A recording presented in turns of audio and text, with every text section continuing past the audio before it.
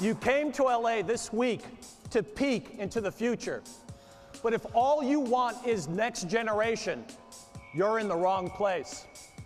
Because what you'll see from Nintendo is not just next.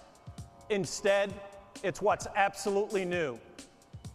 What we're unveiling is the next leap in gaming, to a place where playing is no longer just about looks, it's about the feel. Where it's no longer confined to just a few, it's about everyone.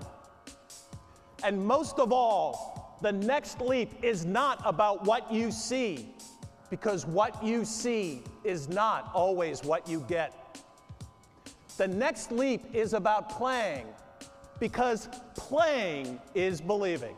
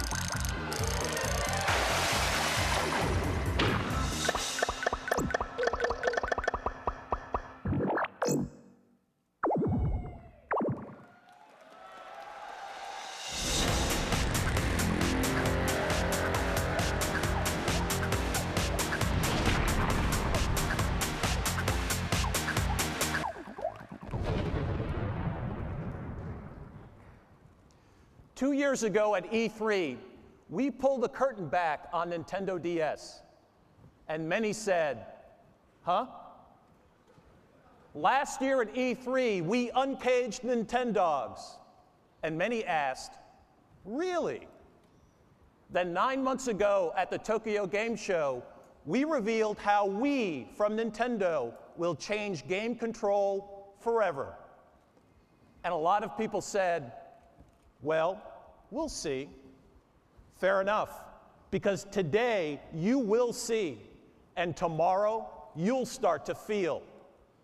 Welcome to the next leap in gaming and Nintendo's 2006 media briefing, where we have answers to some questions, but deliberately not to all.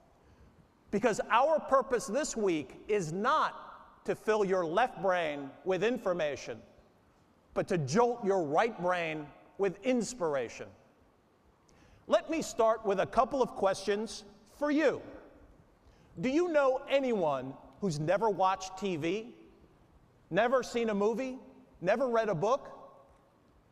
Of course not. So let me ask you one more question. Do you know someone, maybe even in your own family, who's never played a video game? I bet you do. How can this be? If we want to consider ourselves a true mass medium, if we want to grow as an industry, this has to change. And today, change begins here with a new console, just as it already has with a new handheld. To let me explain, let me begin with what I'm guessing are a few of the main questions on your mind. First, the system. Why did you make it so different? And by the way, how much will it cost and when can I get it? Oh yeah, and what's the backstory about that name? And finally, what about the games and which developers are on board with us? As many of you know, Nintendo's way is to challenge conventional thinking, not just for the sake of doing things differently, but to do things better.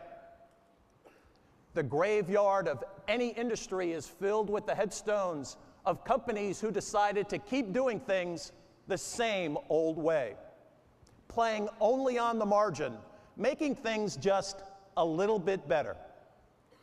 That strategy works for a while, but ultimately it's fatal.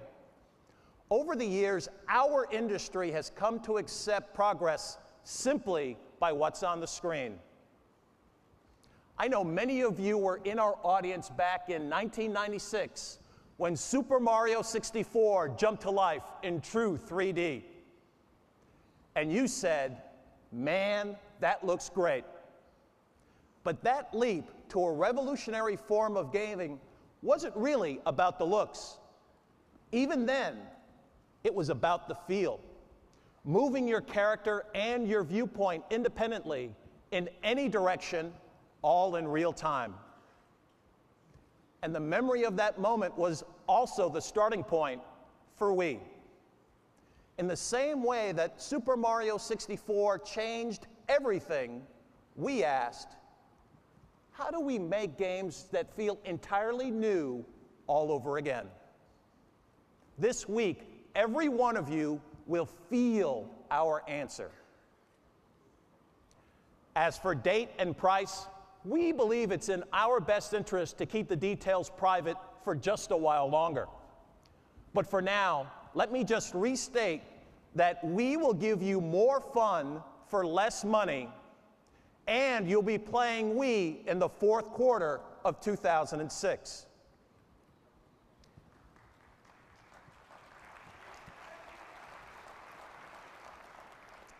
Okay, next, the name. First, we want to thank everyone who wrote good things about it the day you heard it. Both of you. But seriously, the response didn't surprise us at all. At first, every distinctive name sounds strange. Did you love Lexus the first time you heard it? How about IKEA? How about Google? Change is good. We from Nintendo means just what it sounds like. We. It's the sound of inclusion, the sound of every gamer you know and every new gamer who's going to join us. It's a giant leap for gaming, for everyone around the world. It's the sound of the future. As for the last question, what about the third parties? Well, we'll be talking about them in detail in just a few minutes and showing you much more on the show floor tomorrow. For now, let me just say that on behalf of the names you love from Nintendo and our partners, we can't wait to show you what's on the way.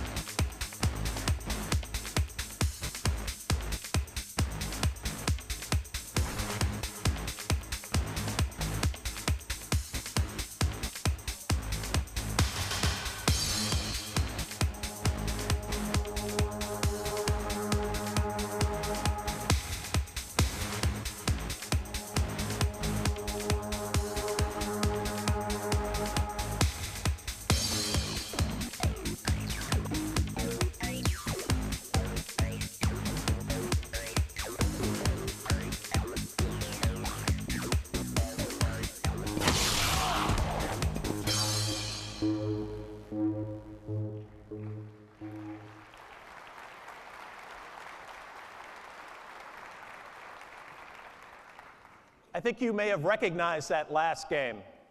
It's called The Legend of Zelda. But this one is different. It is by far the best Zelda game we've ever made. And it's also the most beautiful game Nintendo has ever made. But just as importantly, it's breaking precedent. Because this is the first Zelda game that will be right there on launch day alongside a new Nintendo system.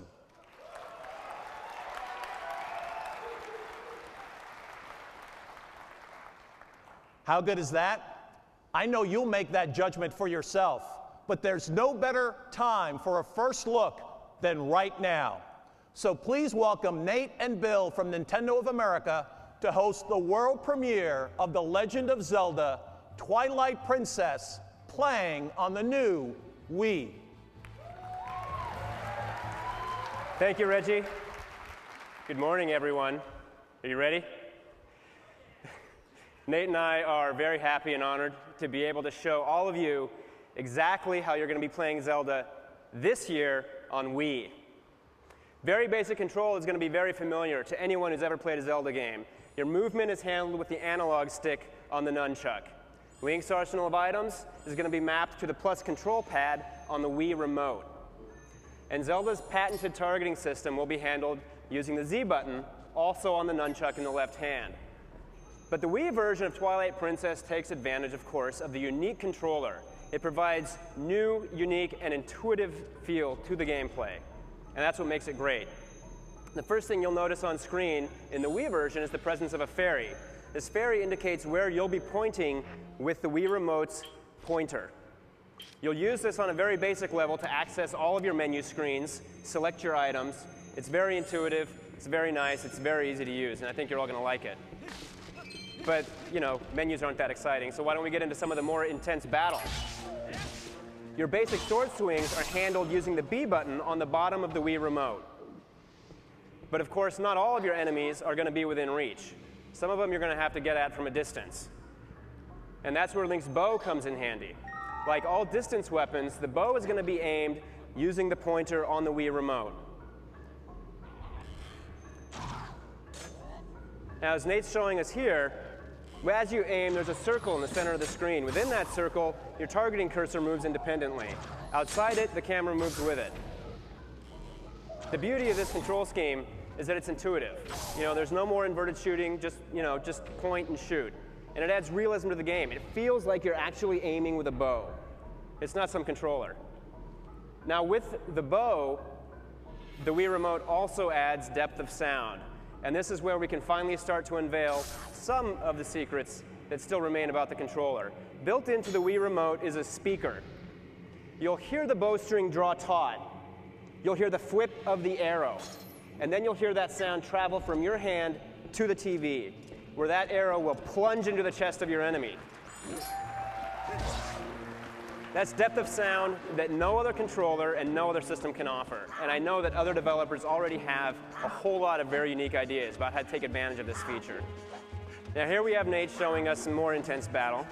And as I mentioned, basic sword swing is on the B button. But you're also going to be using the motion sensing capabilities of the Wii Remote. A quick jab with the Wii Remote, and Link does a shield shove, knocking your enemy silly. And the great thing is you feel the impact of that shove with the built-in rumble feature. Now watch, oh, Nate's already taken care of him, so we'll do that later. With the boomerang, you'll also be using the pointer to aim. So what we're going to show you here is some basic Zelda puzzle solving. It's the same type of thing that you've come to experience in Zelda games, the same type of thing you've come to expect. Twilight Princess is going to feature a great deal of it. And of course, the classic Zelda chime is also going to be heard on the speaker on the Wii Remote. Now what we're showing you here today is just a very simple, stripped-down version of a single dungeon. A tiny little area of a single dungeon, and probably what's going to be one of the greatest Zelda games ever. So if Nate can take care of these guys with his bow here really quickly. Oh, Nate. Oh, you're the only person in America who's played this game and you still can't do this? Come on. One other thing you can do is you can pick up crates with the A button on the Wii Remote, and then when you want to throw them at your enemy, you just give a quick chuck with the nunchuck. So like I've mentioned, the nunchuck, obviously, again, has built-in motion sensing capability, independent of the Wii Remote. You've got two different controllers, two different motion sensors, and that allows for a lot of freedom with unique control styles. You'll notice here that Link's iron boots also make a return. But these boots aren't just going to weigh you down this time around. If you watch here, they're actually going to lift you up.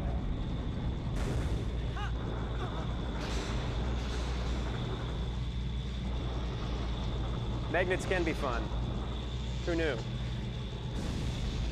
So again, the E3 version is just a very compact dungeon. It's also been toned down difficulty-wise because we want to make sure that all of you out there who have never played a Zelda game, because I'm sure there's plenty of you, can make it to the end. But now that we've talked about the basics, we'll kind of let Nate run through, show us some more intense battles, and then take you to the end and see what else we have to show you.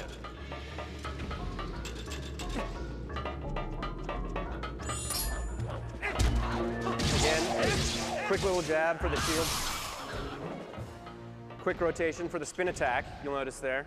Also on the nunchuck. There's a little more puzzle solving.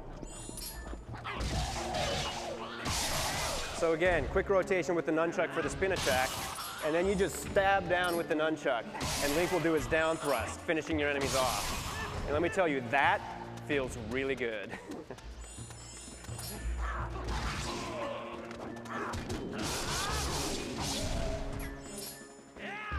I love that.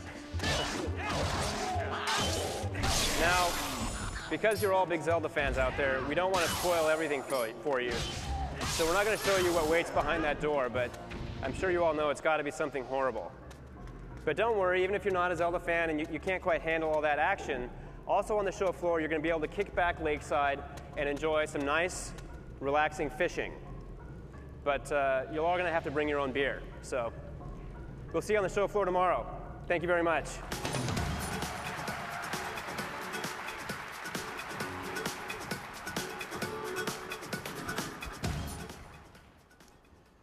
This Zelda, of course, is the first ever to feature unique freehand control.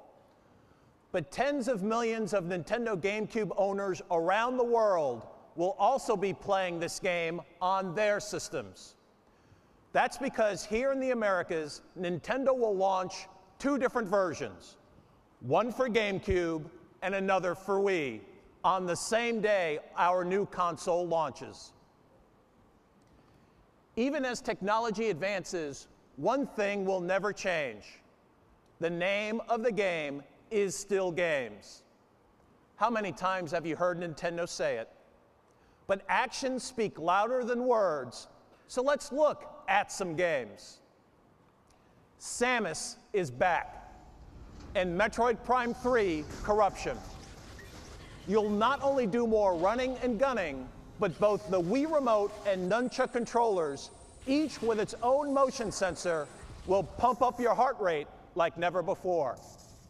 It's both the new Metroid and the most intuitive first-person shooter ever. And Mario is back too.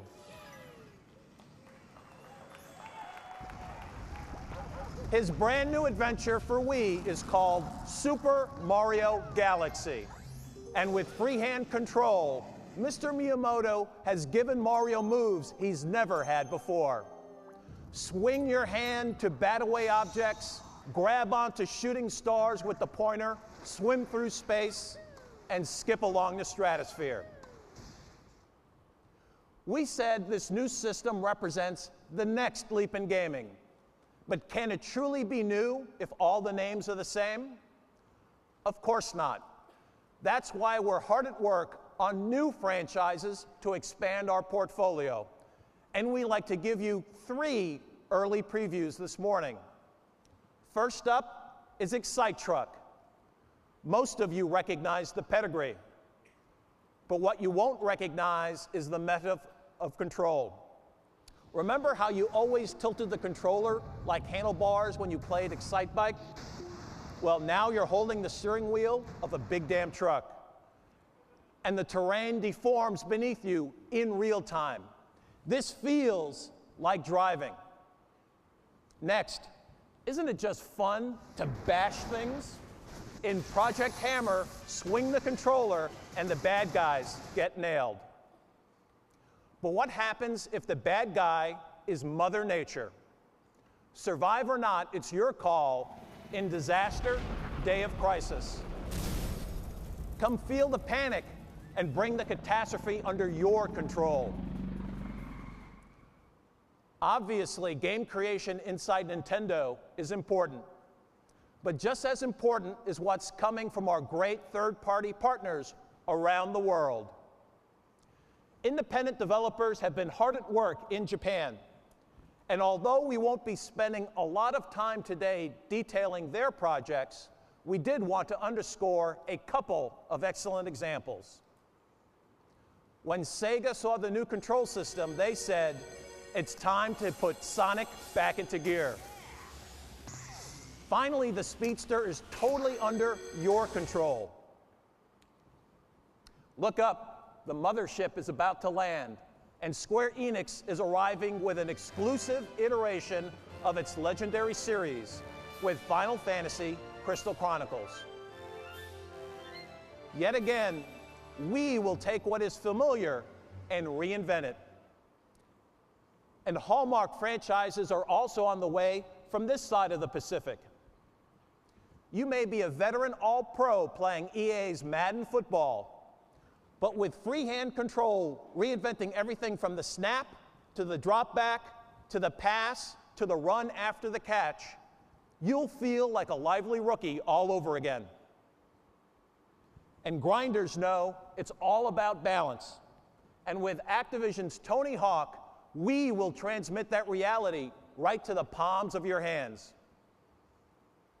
And Rayman's traveled to many platforms for Ubisoft over the last 10 years. But if you think you know Rayman, wait until you see him with Wii. And THQ's SpongeBob also gets the makeover he's always longed for with freehand control. There is great stuff on the way. And while we're not going to specify a launch number this morning, you'll be playing 27 different Wii games tomorrow on the show floor.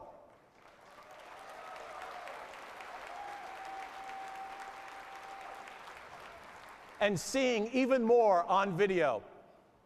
And remember, that 27 number includes none of the titles which will be available with our virtual console. Until you get the controller in your hand, you're nowhere near feeling what this is all about. Today, all we can do is show you examples. So let's bring another one to life right here on this stage. I'd like to introduce Xavier Poix and Roman Campos Aurelia from Ubisoft in France to take you through the new franchise exclusive, Red Steel. Good morning, everyone.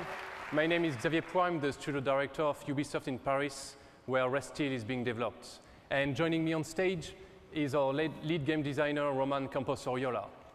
We are really very excited to be here today to debut Ubisoft's Nintendo Wii exclusive launch title, Red Steel. Red Steel is a first-person action game set in both USA and Japan, in which the player will have to learn to master both modern firearms and the katana sword, taking, of course, full advantage of the Wii controller. Roman, as you can see, is using the nunchuck controller in his left hand to move, and he's able to look around and to fire his gun with the other controller simply by pressing the trigger button. With the Wii controller, you can handle the gun the way you want, and at the first time, simply by moving your hand, like in real life. So if you want to play it gangsta style, you can. And it is the same to open a door. As you have seen earlier, there is no button to push. Do it like you do at home. Just turn your hand or push the door very hard. For the very first time in a game, you will really feel like both your hands have entered the screen. You are in the game. As you can see through the demo, you should at least. There are many graphical details. Yeah, it comes back. Yeah. So I don't know if we will start, but you have many graphical details from destructible environments, explosions, real-time physics, soft bodies, which really help to create an immersive experience for the player.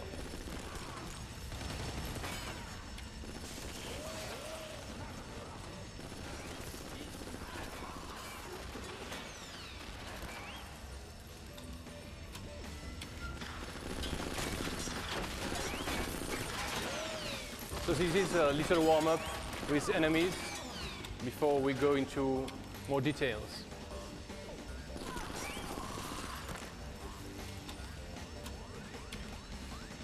So now let's play Pachinko.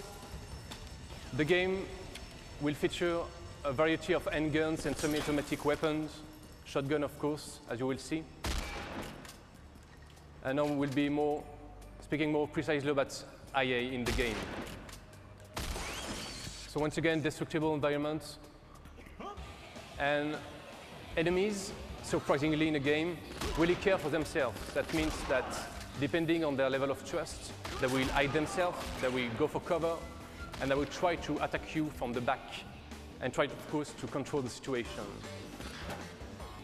That will help to keep the action fast-paced.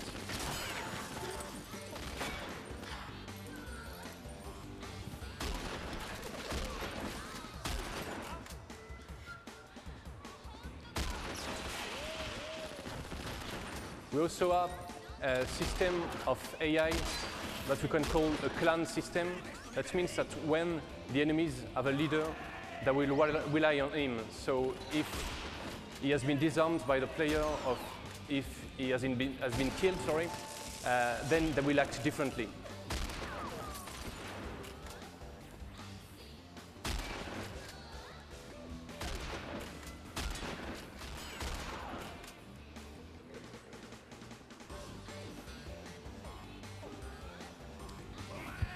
So now, Roman is going to show us a feature of the game, which is called the freeze shot.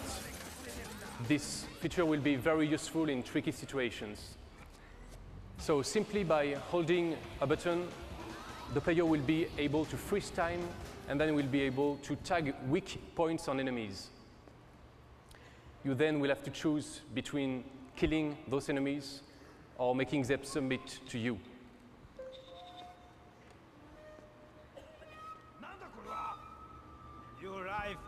In this scene, you will be able to see the freeze shots. Once again, destructible environments everywhere in the game.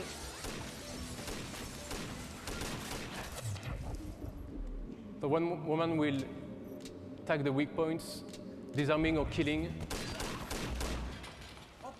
So as you have seen, he kills a man and then the boss is submitting to you. Then you can decide on what you want to do. Sit down, for instance, like this. Just simply by moving your left hand to indicate what you want him to do. We have God rays. Oh. Little surprise, collateral damage on the boss. Roman will know, have to take on his next enemy, and for that, he will have to draw his sword.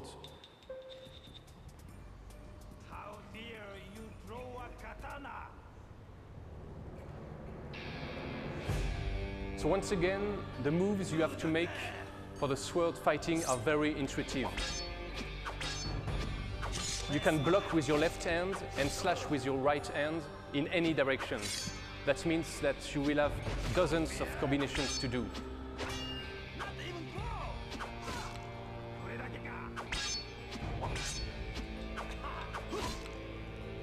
This will be very easy to handle, thanks to the Wii controller, but of course very hard to master. Thanks a lot for letting us introduce you to Red Steel, even if we had some small problems. But everybody will be able to play it tomorrow at the Nintendo booth. Thanks a lot.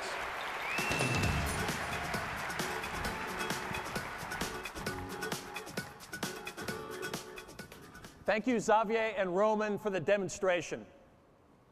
We want to switch gears now from what's going to be hot tomorrow to what's hot right now, Nintendo DS.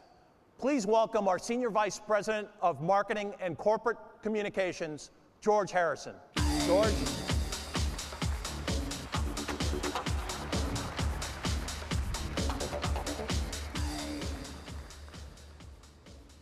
What we've given you today is a promise. No matter who you are, gamer, developer, publisher, retailer, we will make things better. Well, what makes us think that Nintendo can deliver? Well, above all, one thing, Nintendo DS. Our long-held strategy of disruption became reality when we launched DS 18 months ago. Since then, true gamers have bought into true hardware disruption and software disruption. It's a different approach to portable play. Now, we're not going to spend too much time today drilling down on the sales numbers, but a little clarity is in order. The DS launched at the end of 2004, and it did very well. Then the PSP arrived, And some of you questioned if we were up to the challenge. But once all the early adopters cleared away, it became clear that it's always a matter of games, as it always is. And what's revived the portable market is what only the DS delivered. Things players had never seen before. Nintendogs, the brain games, seamless portable Wi-Fi play. The result is this. In terms of actual sell-through to players, the DS has sold more than 16 million units worldwide since its launch just 18 months ago.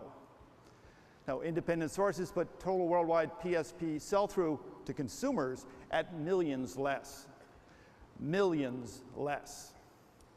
But even more important is our growing momentum. First came Nintendogs. More than 6 million copies were sold to players around the world in just 13 months. Then we launched Nintendo Wi-Fi Connection, the most accessible game network ever created for dedicated gameplay. Easy and free is a pretty persuasive offer. And the player response proves it. 1.3 million discrete Wi-Fi connection users so far, totaling over 40 million gameplay sessions. And all this in less than half a year. But maybe the strongest wave of all has just reached our shores. 3 weeks ago, the first Brain game launched here in North America. This, after the 3 versions in Japan sold through to more than 5 million players. Over a third of them over the age of 35. Now, it's too soon to tell if our ultimate success will match Japan's. But we do know that our sales of Brain Age over the first 3 weeks, now totaling about 120,000 units, is even more than what we saw in Japan. And we expect to leverage that same appeal with a wider spectrum of games that we're calling touch generations. Beyond the Brain games, upcoming games like Clubhouse Games and Sudoku Gridmaster will further our reach to include people who've never felt comfortable with games before. For DS, we're simply not letting up.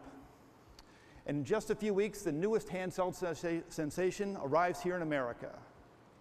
Nintendo DS Lite. It's smaller, lighter, and brighter than the original. And if the Japan experience is any teacher, it will be even more popular than the original. In only a week, you'll be playing an all-new Mario game, which is the very picture of old school. The environments, the characters, and motions look familiar, but with new spinning blue shells and the ability for 2 players to pit Mario against Luigi wirelessly, this is a brand new Mario game, which will appeal to brand new players. The Pokemon are coming too. In Pokemon Blue Mystery Dungeon for the DS and a companion Red Mystery Dungeon for the Game Boy, you don't play with the Pokemon, you are the Pokemon. These games, which have already sold through 1.4 million copies in just 6 months in Japan, arrive here on September 18th. Now, other Hall of Fame Nintendo names are also on the way, including Yoshi, Star Fox, and Diddy Kong. And I know that if you're a Final Fantasy fan here in the West, there's always been something missing in your life. Final Fantasy III. Well, prepare to be fulfilled. The legendary title is coming to America on the DS, complete with a compelling storyline, but made even better with improved 3D graphics. And one more legend is also going global. Tony Hawk's Downhill Jam has him recruiting the best downhill skaters from around the world. But you can also connect directly to best Hawk players around the world. And thanks to the Nintendo Wi-Fi connection, you can chat on voice over IP at the same time. Perhaps best of all, DS is also getting its own exclusive Zelda title, The Legend of Zelda: Phantom Hourglass. Picking up where Wind Waker left off, you'll now use your DS stylus to direct sailing, swordplay, and even the path of your boomerang. The DS is set to soar to the next level. In all, there will be more than 100 new games from DS from now until the end of the year. Take a look.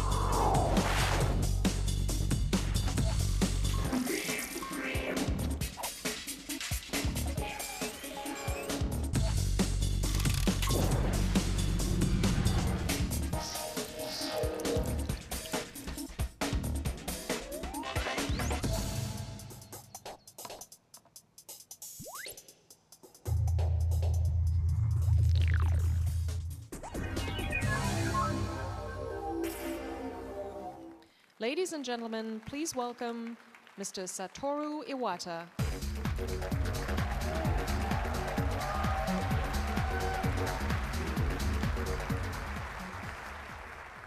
Thank you, and good morning. When I became Nintendo president, we decided on new goal for our company, expanding the total number of people who play games. In order to do this, we needed to target not only current gamers, but two different types of consumers. Those who once played but who had lost interest, and even those who had never played before. How would we do this?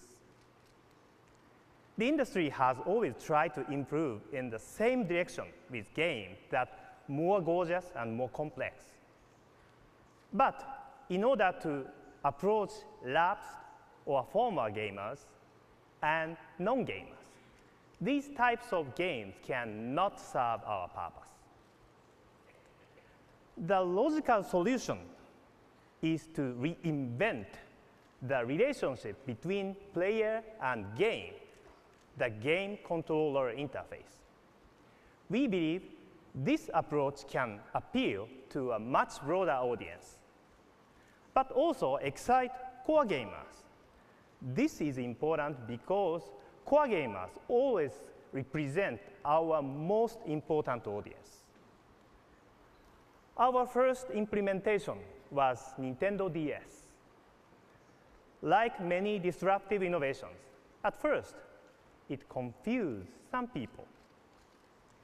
But these people began to understand when they started to pet their puppies with a stylus and talk to them through the microphone. Next in Japan, we launched the first of the brain games. They have already been played by millions of people who never tried a video game before. Many people in our industry thought these consumers were impossible to reach. But now, the trend is spreading to the Western world. So, how do we continue this strategy with Wii? One-hand control with the Wii remote is just like the touch screen of DS. It breaks down a barrier to non-gamers and lapsed gamers. For anyone, it is comfortable. In addition, most lapsed gamers have wonderful memories of games they used to play. The virtual console aspect of Wii will bring them together again. And the virtual console will also act as a living laboratory for simple, intuitive games. Using the creative approach with the Wii Remote, control, and the business model of the virtual console, maybe a game like Tetris can be feasible once again.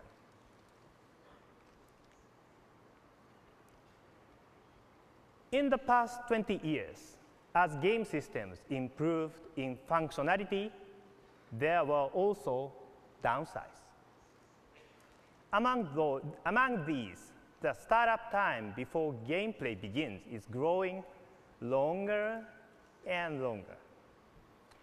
I have been planning, developing, and playing games for a long time, and I still love all of this. But these days, I am busier than ever.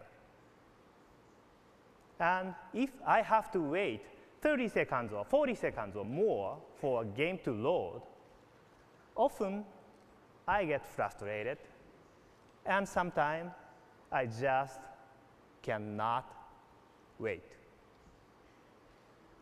And now that I know I can instantly stop or start playing my DS by just closing or opening the top, I think I am spoiled. Maybe this has happened to you too. If serious gamers find these delays frustrating, how can we ever expect the mass market to show more patience than we do?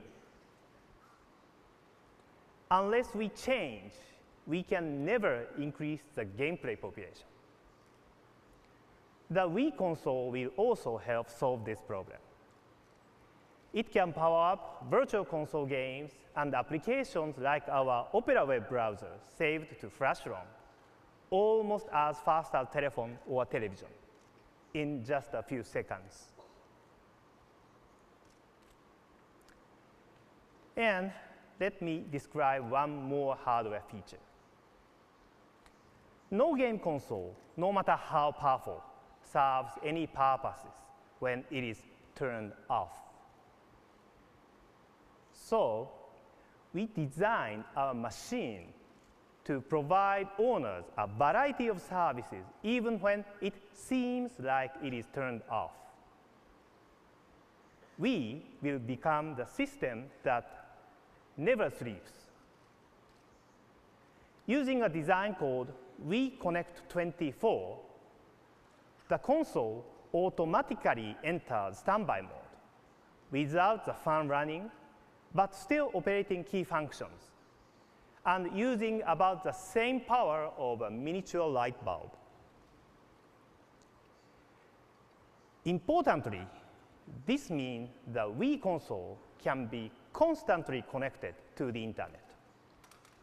For you hardcore gamers, this means developers can push a new weapon or vehicle or level to you even while you sleep.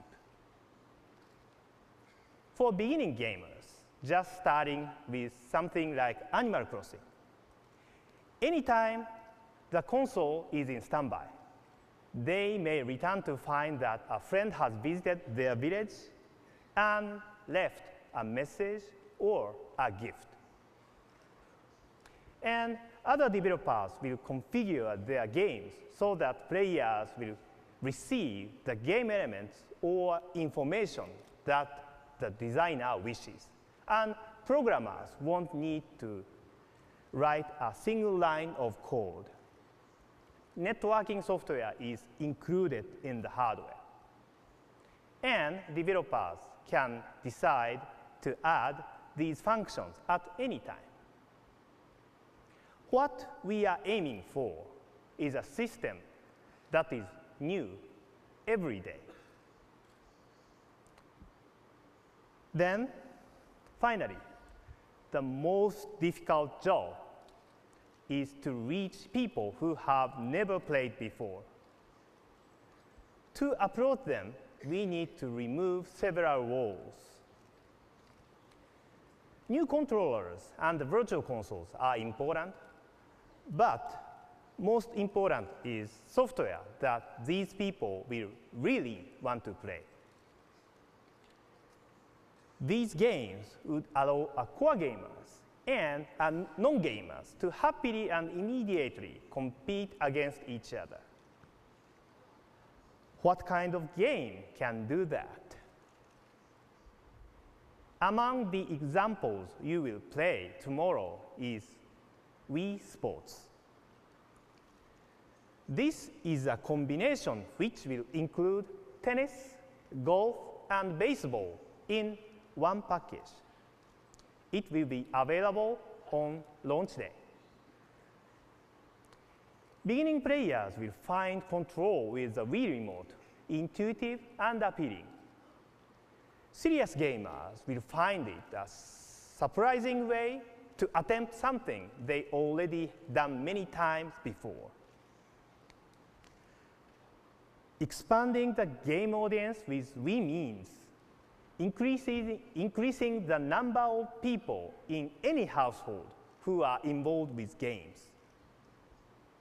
Today, there are people who play and people who do not. We will help destroy that wall between them. Regardless of age, gender, and game experience, anyone can instantly understand Wii. And we can provide anyone with fresh, new experiences. Every day, there is something new. For everyone, every day. This is our answer. Thank you very much.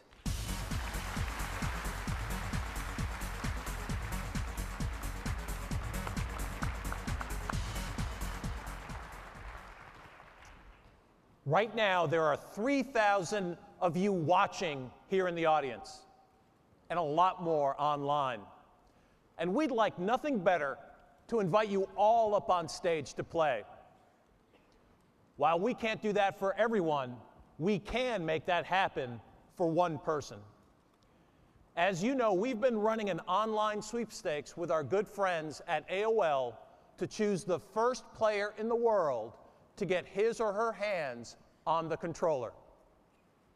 The random selection has given us 3 grand prize finalists, and they're all here with us today in the Kodak Theater.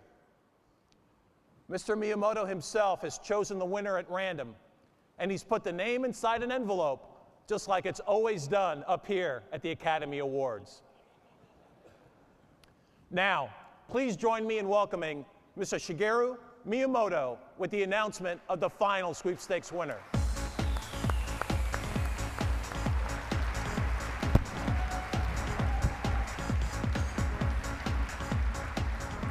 Thank you, Reggie. But before I pick the winner, I should explain how we will play. Tennis, anyone? Control is simple and intuitive. Even your mom can play. Just grip the Wii remote like a tennis racket. I'll show you. Let me explain in Japanese.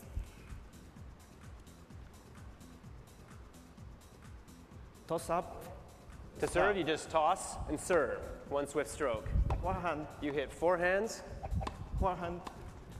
forehands, backhands. Robin. You can swing low to high to hit lobs. Top spin. Twist the remote as you're swinging for top spin or back spin. Ow. And hopefully you'll keep it in bounds. あんまりね、I'm pro player あんまり上手じゃないんでね、I'm not quite as good as I hoped at this game. 誰かに手伝ってもらおうと。So let's see if I can find a partner who maybe is a little bit better than I am. Then the winner is Scott Dyer. Scott Dyer. Dyer. Up the stage.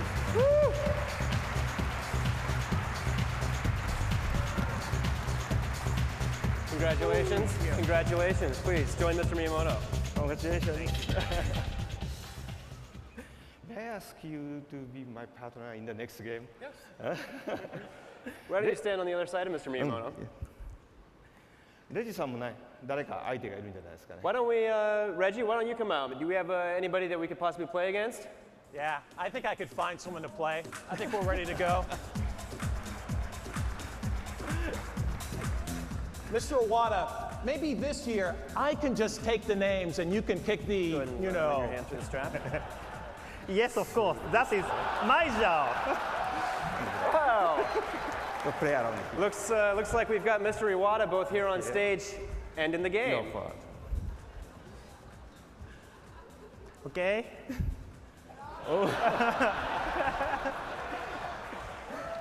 Who's that handsome devil?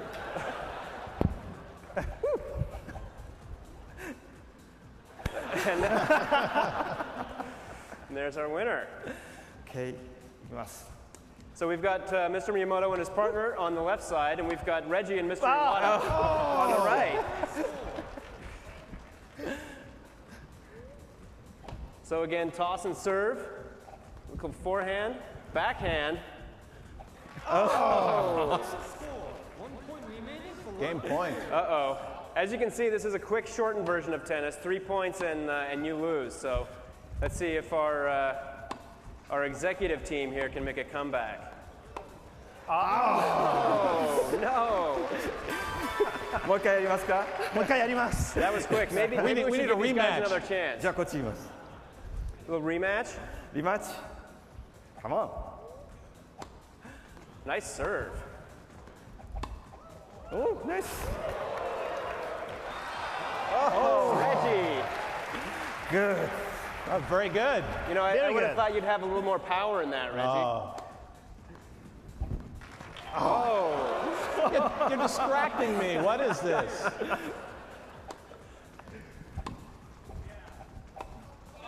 Oh, Here we go. Okay.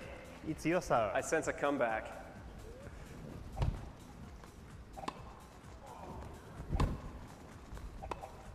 Oh, tied game. 1 point remaining for right players. 頑張るぞ。よし。 Nice. Mr. Miyamoto, you pulled it out in the end. What a shot. Very good. We'll gather in the middle.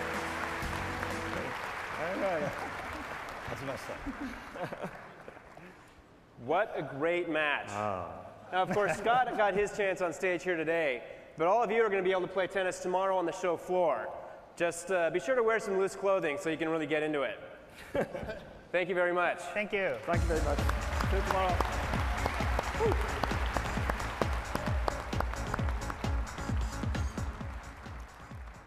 Let's face it, the bottom line of every E3 is simple. What's hot and what's not. Here's our take. What's hot is the feel of the game. The look is secondary. What's hot is the next leap, not just a small step. It's hot if it's disruptive.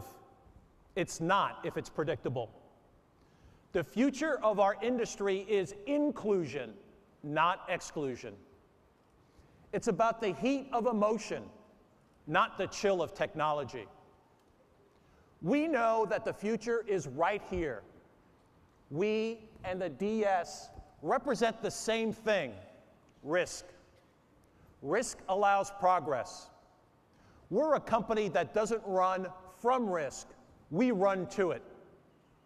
Change is good. We were the disruptor 20 years ago, and we still are today. DS is only the latest example. We will come next. Every year, we hope you'll walk out of our media briefing saying, yeah, these guys are the hot story of the show. But you know what? Today, we're not asking that. Of course, we hope you like what you've seen so far, but in reality, we also know that seeing is just an impression. Playing is believing. Thank you all. We look forward to seeing you on our show floor tomorrow.